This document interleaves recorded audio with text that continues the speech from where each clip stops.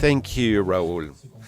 So we'll invite now Manuel José Alcaino, the president and the founder of Deco Fruit, to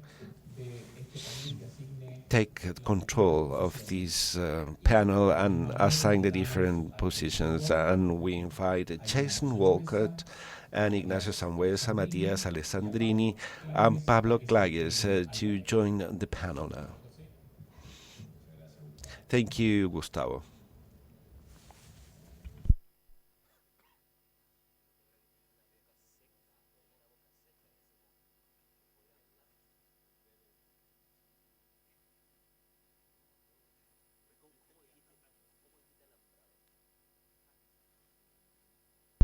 Uh, Good morning. Good morning, everyone at the organization. And the organization asked me to moderate this panel, and it's a great pleasure for me to do so. I'm not an expert on varieties, but I had to prepare myself to do this.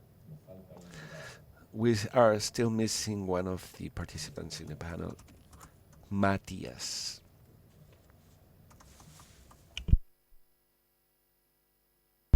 Well, I had a previous presentation for each one of the guests, but I think it's not necessary to do further presentation. Thank you, Raul, for your presentation. That was very accurate, very in depth. So I always had a doubt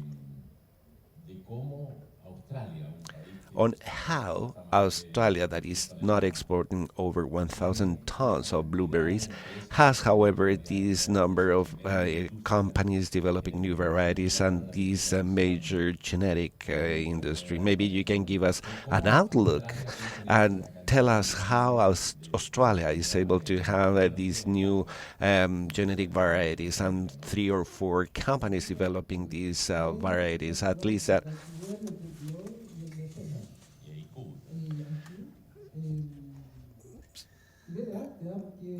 They have been working very hard on that, and maybe Vegeta Blue is an Australian variety. If they have been on working on that on 25 years now. Now, why Australia and Chile with 18,000 hectares is not developing new varieties? I don't know why. The reason why I don't have a real explanation. Maybe they are superior, a superior world.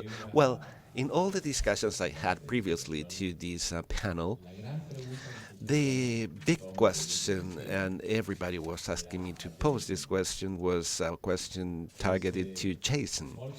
Folk Creek is doing a very important investment in our country with a nursery in Chillán that is very significant. And don't know this nursery, but everybody is speaking very well about that. They have set up a team, a productive team there, and I don't believe that Folk Creek didn't have a real vision or outlook of Chile beforehand. So the major question, Jason, why you picked up Chile? This is a question that everybody is posing. First of all, Folk Creek believes in Chile. Chile is always a window to sell into the world. As Raul said before, there were some doubts of um, high chill genetics, and what we offer to the market are new varieties. Uh, this would be a change for our adventure in Chile. So Chile will always have a window for sales, although Peru is already coming into this window, but we always believe in high chill, the new varieties that are firm, are flavored, and have a good production or productivity rate. And this has been proved. And based on that, Chile will be successful. Well, this comment coming from you is a very important incentive to what we have ahead as a country, as an industry. And this question now is for the whole panel. Do you believe that there is a new opportunity for a high chill? Because we have been discussing this with Jason in previous conversations. I mean,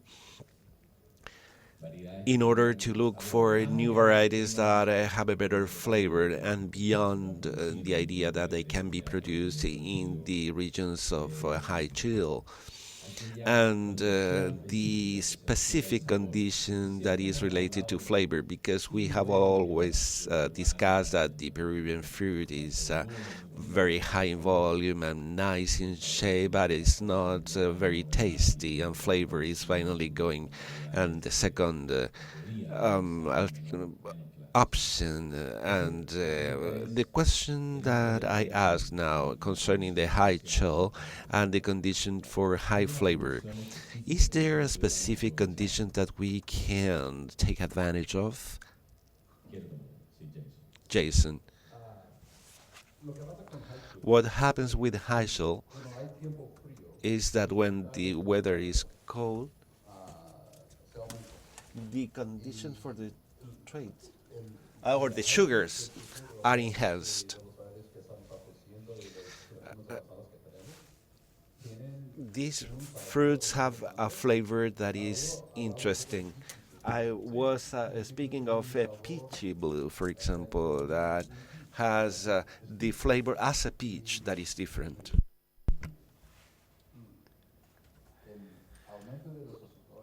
And the increase of sugar, given the colder weather, helps the high chill to have better flavor. Countries that are not cold, it's harder to reach this level of sugar to reach flavor. And therefore, the lower costs. You also mentioned the other day that Fall Creek developed several activities in terms of blind taste and flavor tests in the United States retail market. I don't know if you've done that in Europe. How can we promote flavor? Because if that is our what makes us different, what sets us apart, we must promote that.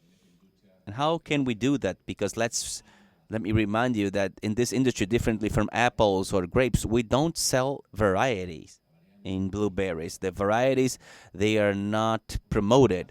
We only sell blueberries, which is what happens in the United States with cherries and now in China.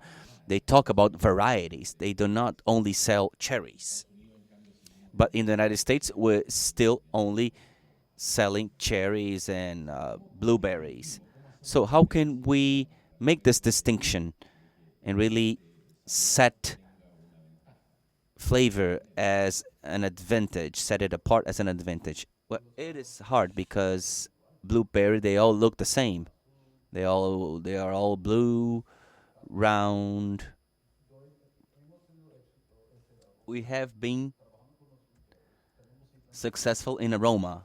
We work with retailers, inviting them to have blind tasting sessions to taste the fruit without knowing which variety they are. And they can find for themselves the flavor they prefer. And that's a way of learning also about blueberries. And we have been working with retailers to learn the differences among different types of blueberries. And we are also doing this with retailers in the United States. And how was the impact? Well, the impact in Europe is that there is a high level of interest in new varieties, because in the United States we already start with that and we will have the same results. We have always heard about China that they have specific conditions or a specific preference for taste, differently from the United States that people say they buy based on looks. So this would be maybe interesting to develop in China, where people can really differentiate things like a high chill and better flavor. Yes, I think that as well. The Chinese market demands quality, flavor,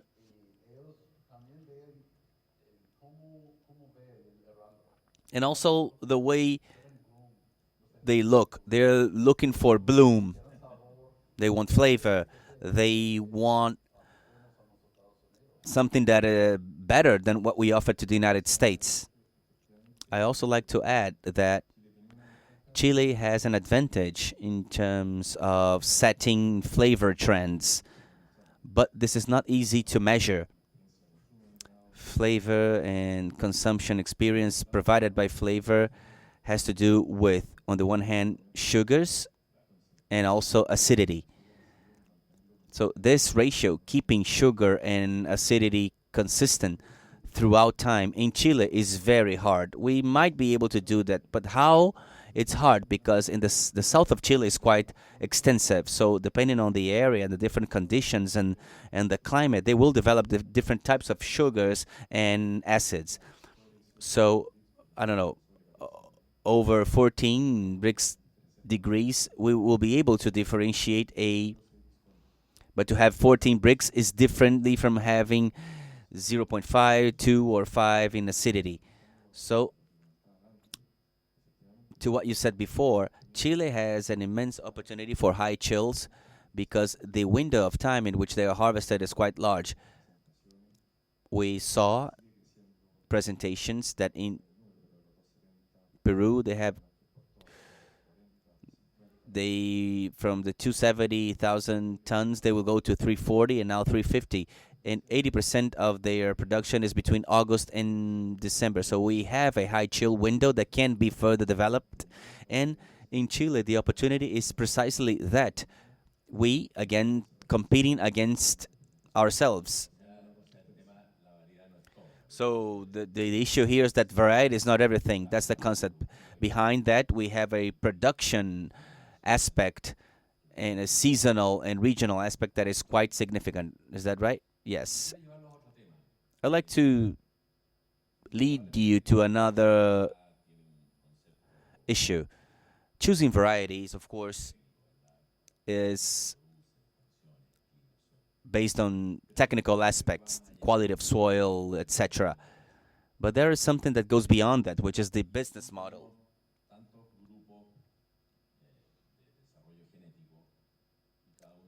We have so many genetic breeding groups and different business models linked to each group.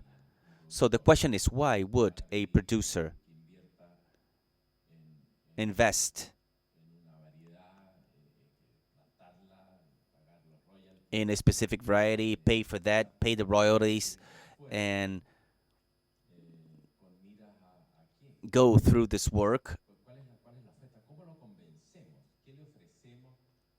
What's the aim? What can we offer them as groups that develop varieties? What can we offer producers so that they can take this further step and actually invest in a new variety?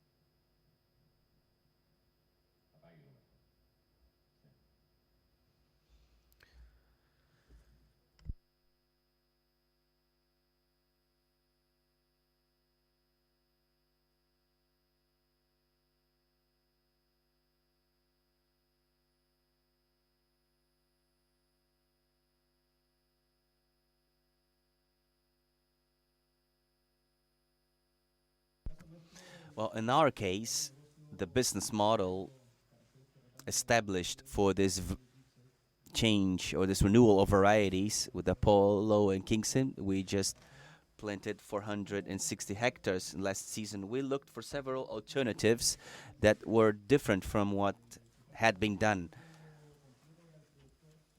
The complete risk was on the producer who purchased the plant, and now we have come in as an exporter supporting producers, facilitating or providing the plants, and participating in lowering their investment, the production cost, because they are quite high for the current scenario. So in that sense, we participated in the complete production chain. We were concerned about what happened to the plants from when it was planted until the harvest, providing technical supports at all stages. Also, we did sampling. We sent samples to customers in Europe, and this builds trust. And locally, they were also able to see that in our test sites. So the impact is more than the varieties provided by the advantages provided by the varieties. That was a follow-up, but you were able to reach the 700 hectares that you had in your plan, right? Yes, because there were political factors as well and other. But are you still promoting that in the company? Yes, we are promoting that in the company. We are now with 470 hectares. We want to increase the flows, and in the peak, we should be able to have 7 to 7.5 million kilos in production. Yes, this has to do with genetic follow-up as well. In the case of other species like grapes, they feel a bit disappointed with the selections they've made. But in the case of blueberries, do you think that the developers of varieties, the plant breeders, they have been able to really communicate this value? I think that Raul is doing that with the committee, but the companies themselves, what are they doing to really deliver the technical productive process to the producers that choose their varieties? When we initiated our project, we studied the profile of each producers, because we are looking at the complete chain, not only one variety, but everything. We started looking at the different producer profiles, looking at their fertilization process, how they managed things in general. And today we have agronomists who are 100% dedicated to varietal renewal. They know they can't plant the varieties anywhere, because we want to really take care of this variety and not waste it. And I think that we have not done this in recent years. We have managed them poorly, technically speaking. Well, we are quite new in the blueberry business. We have the NBO and the Sequoia project. And to the last question, how can we convince producers? Well, personally, I am not looking for so many producers. Actually, you set up a producer's profile, and we want to really show them the commercial plans that we have prepared for them. Today is very difficult to reach good genetics and to really expect $4 to $7 per kilo to the producer. So we, as Rimpi, we don't want to atomize our business. We want to fulfill the expectations of the few producers that we have selected, knowing well what soil they have, and really back that up with a very sound business plan. And the window that Chile has, I am convinced that it has the November, December, and January, and part of February window, and Peru 480 million kilos exported, but they are not the owners of the market. I think that Chile is able to complement what the Peruvian supply. People say that Peru and Mexico, they can have fruit all year round, but I think that the peak in Peru will always be September, October, where they have 18 million kilos per week. And do you think that flavor could be a differentiating feature, as Raul said when he quoted many varieties? He said Rosita, Disco, And I think that all varieties they are making progress in terms of firmness and flavor. So low chill, also low chill varieties. MBO is low chill too, and the Rosita, and they have later varieties. And Futrono, for example, in that area, but the nature of Os Blue is low chill with good flavor. Magica, that the Alessandrini family is growing here is magnificent. Magica.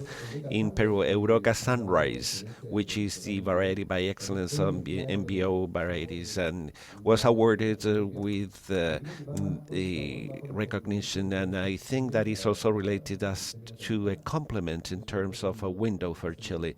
And this is what we are doing as Greenpeace, a small window, because many of these possibilities has been closed. Matias, would you like to add something else? Yes. I will go on the other side of the street because we are not a representative of OSCU here, but we are the producers. So my comment will be in that direction. Although the new genetics are very appealing, as you discuss here, concerning flavor and firmness, in fact, is the main element in having an impingement on the quality of the fruit. The retail market wants to have firmness, and in some cases, size, and thirdly, flavor.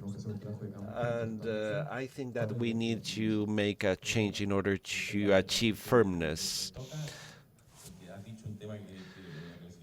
You made a classification of the factors that we have discussed previously, and is very interesting. And this is in connection with the question that many people asked concerning size. We have seen some fruits of 30 millimeters or 20 and over. So I see that the Chilean productions or throughputs are around 16, 18 with the best ones. But in the case of giant or jumbo fruits, is a relevant feature? Is that the direction that the market is following, and with 16 and 18 millimeters would be excluded from the market? I don't think so. United States maybe is according more importance to the size, but the most important thing is firmness first. If you have 18 millimeters in China and this fruit is not firm, it will be worthless. I was working in a China company for 8 years in Belenju, and the sizes, for sizes, we saw that the Chilean was doing the sizing from 14 to 16, 16 to 18, and so on. And sometimes the 14 and 16 was sold off very well because of the firmness. And there is a trend to see this big fruit and to have immediately the idea that it is soft inside. So firmness, Matias, you think that is the main element? Yes, for a new genetic, that would be the paramount feature. And the view of the farmer is also very important, how to convince the farmer to promote a new genetics, particularly when the technological equipment are being developed. We have these varieties for over 6 years now, and we are very happy for the results obtained. They are very good varieties, and we can reach the optimum of the crop. And compared to the variety where we have all the data. So wherever we want to plant, we already have the data compiled, and this is a major progress. Maybe we have to transit to new genetics because Peru is taking us out of the market. 72% of the variety are traditional varieties, but they are consistent, and that is a major advantage.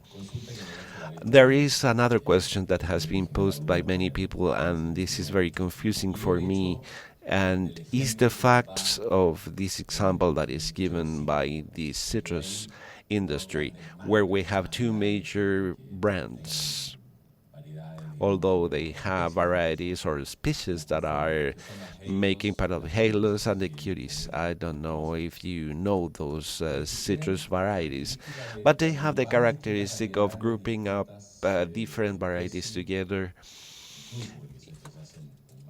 and this is also applicable to mandarins and clementines, and they have the general feature of having a higher quality standard.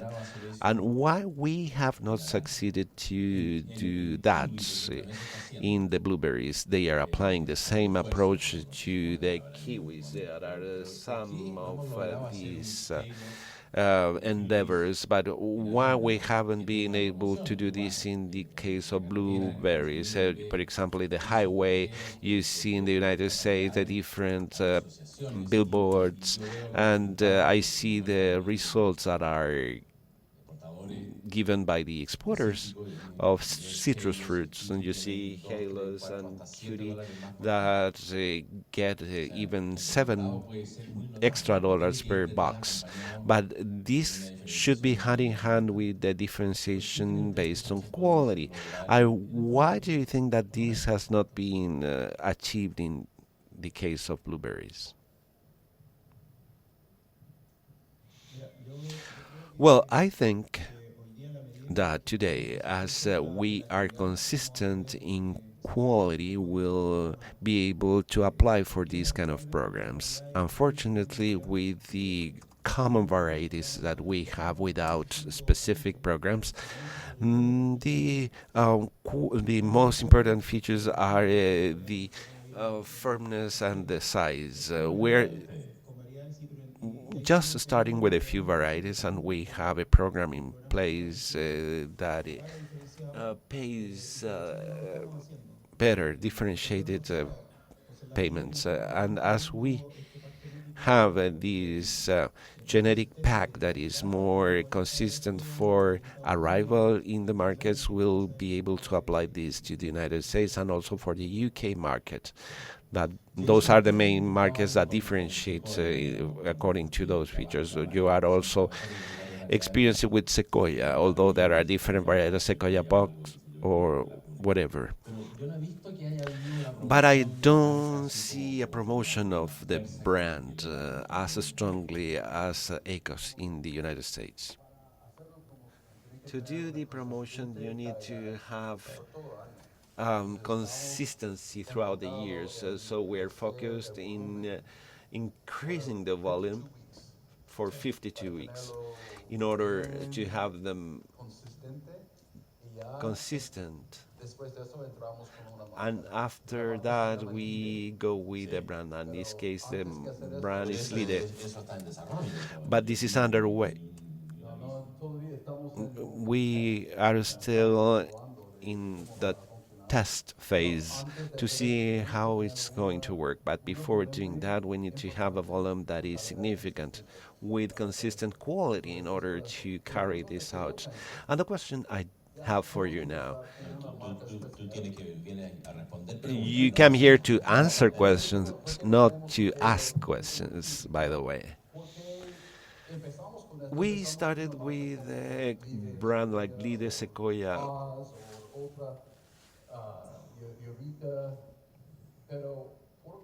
Yovica,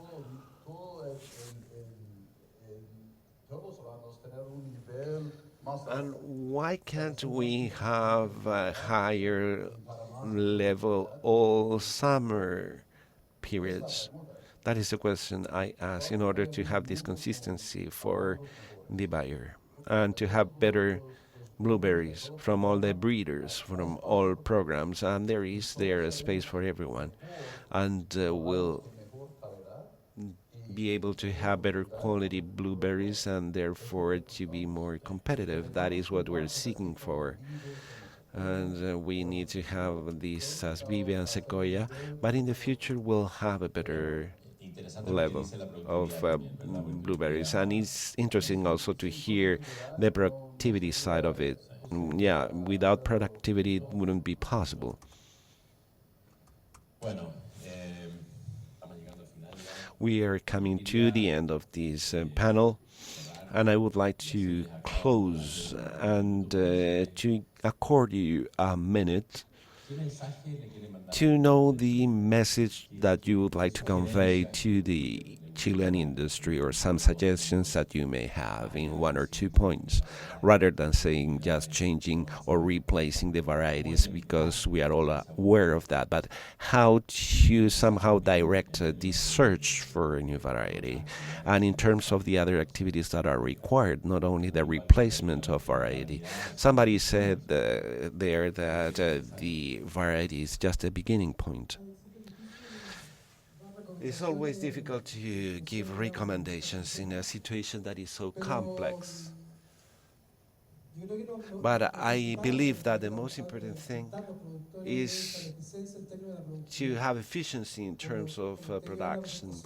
As I commented during my presentation, with the volumes that are being produced today worldwide, the global supply, and even throughout the year, it is difficult to think that the prices will go up. Maybe they will be keep steady.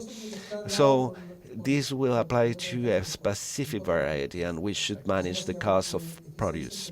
And that means efficiency in terms of having good productions, as well as a good percentage that is exportable. But it's not only to have 30,000 kilograms and being able to export just 50% of them. And in Chile, we are doing a very good work. The message to convey is that we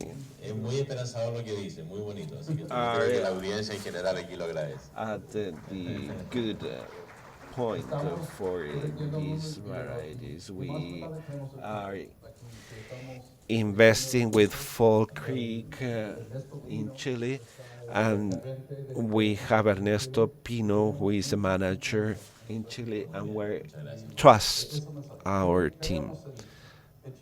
And we believe in Chile. Pablo, I would like to join to the comments, because we do believe in this window that we're producing today. That is basically in December and January, where we are stronger. But this should be also cost efficient, and this is related to the productivity by hectare. And we have some debits yet. For example, the percentage is very low. Also, the productive chains that should be further analyzed for the consistency of quality. And I think this involves many factors. We need to deploy efforts and to meet the requirements of the customers in order to move this forward. Ignacio, I don't want to repeat the same things. We need to focus on productivity, and we have to consider also the commercial part of it. We have also a department that is new businesses, and with the production people, we try to stimulate them and to understand all the issues involved for the production of blueberries, and also consider the little window that we have as a country, and I believe in this opportunity. I was mentioning also the citrus fruits and the branding, and I think that the focus to position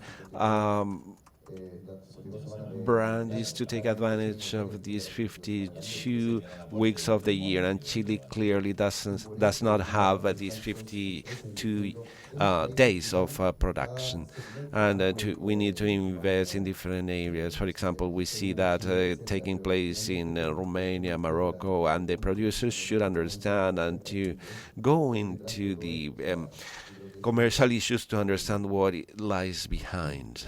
Matias, now the most difficult thing for you is to close up. Yes, I would like to join all the comments that were made before. And although the new genetics have the different features differentiated with improvements regarding the firmness and independently if they are new varieties or traditional ones, it's important to do the work in the field with the farmer and you can have a consistency regardless of the variety. The board is doing a major activity here to see the varieties that works and those that do not work, and we need to persevere in this regard and to hear people and to have more consistent seasons. I would like to add that Chile has a very special condition, and 87,000 tons exported. We have over 60 that are exported in other conditions, either frozen or fruits or preserves. And so the message I would like to convey is that we have to take advantage of these conditions so that we can take out of these conditions the fruits that we are doubtful about their arrival. And at the level of the farmers now, in a presentation that I had to do a time ago, why we insist on varieties number 3, and I asked an exporter, a friend of mine, and they say that we have a producer with 1,000,000 kilograms and has 300,000 kilograms. He says you take it all or nothing. What am I supposed to do? We cannot continue to export 5,000 tons of this variety of category number 3, and they do not arrive well at destination, so we should reduce this down to 0. Well, members of the panel, thank you very much. Raul, Jason, a round of applause for all of them. Thank you. Just a second, because we are going to take a picture of the whole panel. I would like to take this opportunity to thank Raúl Olivares, Jason Wilcott, Pablo Klagges, Ignacio Sanhueza, Matias, Alessandrini, and the moderator, José Manuel Alcaino. Thank you, and a round of applause.